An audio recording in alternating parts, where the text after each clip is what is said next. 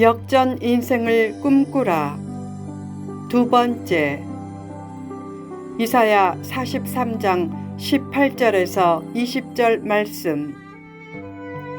전편에 이어서 계속됩니다. 2008년의 시련을 통해 필자는 정체성 문제의 중요성을 당시에 50세 가까이 되어서야 깨달았다. 그때의 시련을 통해 얻은 경험을 바탕으로 필자는 세 가지를 성경 공부 때마다 자주 강조한다. 첫째, 우리 교회는 이단은 절대 사절한다. 둘째, 우리 교회는 교회에서 돈 거래나 다단계를 하는 것을 절대 사절한다. 셋째, 우리 교회는 교회 인맥을 활용한 각종 불의한 청탁을 힘써 배제한다. 그 말에 다단계 하는 사람 등이 상처를 입을 수는 있지만 앞으로도 그런 기조를 따라 교회를 굳게 지키고 싶다. 분명한 정체성을 가지고 자기 위치를 분명히 세우라. 온유와 우유부단은 다른 것이다. 우유부단한 태도나 여기저기 기웃거리는 태도를 버리고 내가 왜 이곳에 있을까? 여기에는 분명한 하나님의 뜻이 있다. 라고 믿고 자신의 정체성을 굳게 확립하라. 하나님은 하나님의 뜻을 이루고 찬송을 받으시려고 이 땅에 우리를 보내셨다. 분명한 사명의식과 정체성이 있어야 그때부터 인생은 오르막길이 된다. 사람은 정체성이 분명한 만큼 강해지고 담대해지고 넉넉해지고 복된 인생이 된다. 2. 자신의 소유. 어느 날 갑자기 필자가 하나님의 부르심을 받아 세상을 떠날 수도 있다. 그때 아내와 두 딸이 필자가 남긴 지적 자산의 가치를 인식하지도 못하고 소유권도 주장할 줄 모르고 현실적으로 활용할 줄도 몰라서 걸식하며 산다면 얼마나 불행한 일인가. 그때는 모르는 게 죄가 된다. 어떻게 해야 하는가? 아내와 두 딸이 필자가 남긴 지적 자산을 가지고 생활도 하고 선교도 해야 한다. 요새 지적 재산권의 유효기간이 70년이고 상속까지 된다. 그 사실을 알고 내재된 소유권을 찾아 선한 일에 활용하면 얼마나 행복한 일인가. 지금 많은 성도들이 예수님이 남겨놓은 거대한 유산을 인식하지 못한 채 살고 있다.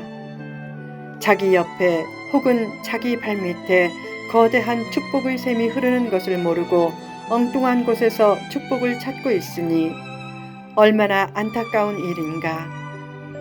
하나님의 자녀에게는 재산이 많다. 창조성, 지혜와 명철, 그 외에 수많은 축복의 샘이 자기 안에 혹은 자기 옆에 흐르고 있다. 성도는 하나님의 소유된 자이면서 동시에 하나님의 소유를 가진 자로서 걸식하며 살 이유가 하나도 없다. 자신의 재산권을 찾으라. 하나님은 성도를 위해 유무형의 많은 재산을 남겨주셨고 그것을 찾아 쓰라고 하셨다. 예수님이 다락방 유언 설교에서 성도의 재산권을 찾아 쓰라고 강조한 것 중의 대표적인 것이 바로 기도다. 기도는 성도에게 이미 주어진 재산권을 찾는 청원이다. 기도를 통해 주어진 재산권을 찾고 자기 옆과 자기 발밑과 자기 안에서 이미 흐르고 있는 축복의 샘을 파내라.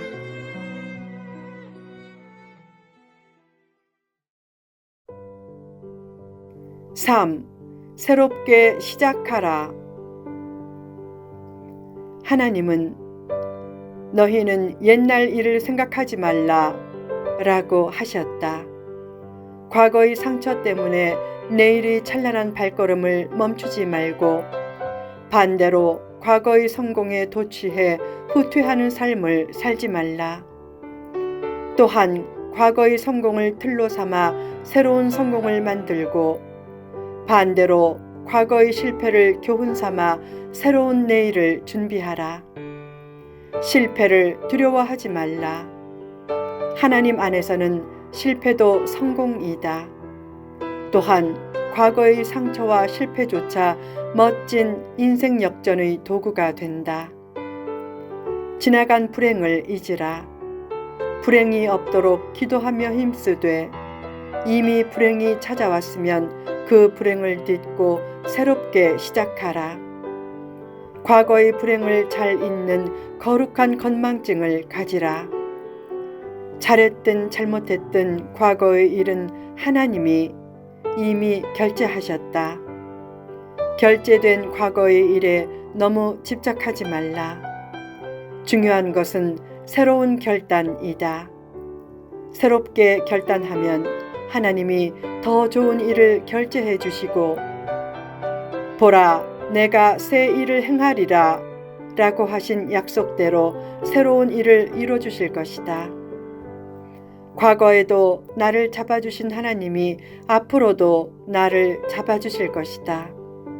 그 잡아주시는 손길을 체험하려면 하나님 아버지를 믿습니다 라는 고백 하나면 충분하다. 사람의 지혜보다 하나님의 어리석음이 낫고 사람의 최상보다 하나님의 최하가 낫다. 사람은 새 일을 하는데 주저함이 있어도 하나님은 결코 주저하심이 없다. 과거의 수치스러운 일에 매여 좌절함으로 선한 계획과 열심을 포기하지 말라. 하나님의 인정과 용서를 믿고 새롭게 출발하면 얼마든지 변화의 주인공이 되어 역전 인생의 꿈을 이룰 수 있다. 역전 인생을 꿈꾸라. 예전에 IMF 때 우리나라가 부도 위기를 맞으며 민족적 자존심이 크게 무너졌다. 세계가 한국을 비웃었고 중국도 비웃으면서 한국적인 경제 개발 방식을 전면 수정했다. 그때 겸손의 중요성도 뼈저리게 체험했다. 모든 분야에서 거품이 너무 심했다. 특히 마음의 거품이 심했다. 교만은 패망의 선봉이다. 마음의 거품은 꿈과 비전을 물거품으로 만든다. 그때 지도자의 중요성도 뼈저리게 배웠고 하나님을 가까이 하는 삶이 얼마나 복된 삶인지도 배웠다. 그때 또 하나 배운 것은 하나님이 우리 민족을 정말 사랑하신다는 것이었다. 잘못된 길로 가도 징계하지 않으면 버린 자식이기에 하나님은 잘못된 길로 가는 우리나라를 징계하셨다.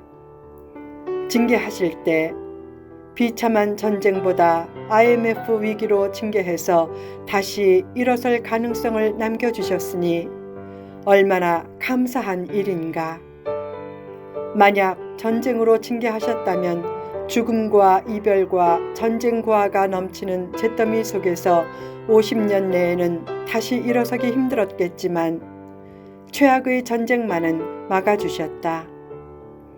그때 우리나라 사람들은 정신을 차리고 다시 일어섰다. 직장마다 설 연휴를 반납해 일했고 장롱 속의 금을 꺼내 방송국으로 달려갔다.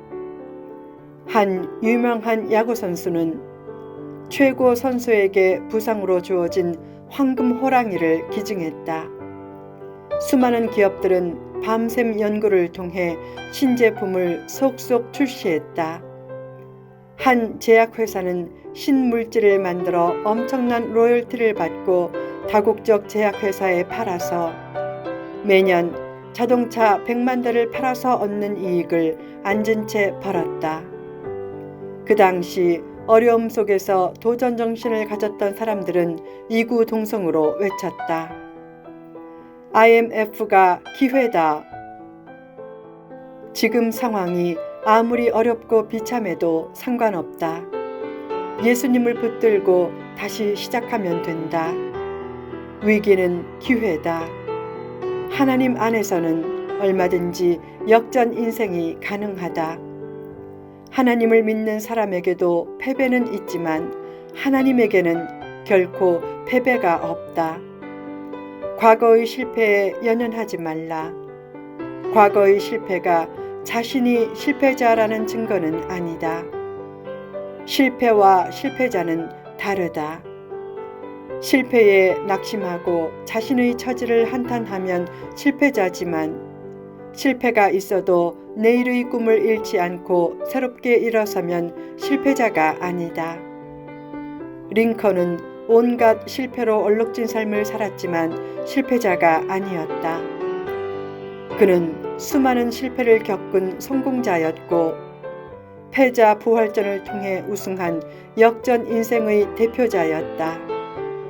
패자 부활전을 통한 우승만큼 통쾌한 우승은 없고 역전승 게임만큼 재미있는 게임은 없다. 과거의 낮아진 경험은 미래에 높아질 전조다. 과거에 연연하지 말고 믿음으로 현실을 승화시키라. 이전 일을 기억하지 말고 옛날 일을 생각하지 말라. 믿음의 높은 산에 올라 멀리 보면서 하나님의 뜻과 영광을 위해 새로운 출발을 결단함으로 멋진 역전 인생의 주인공이 되라.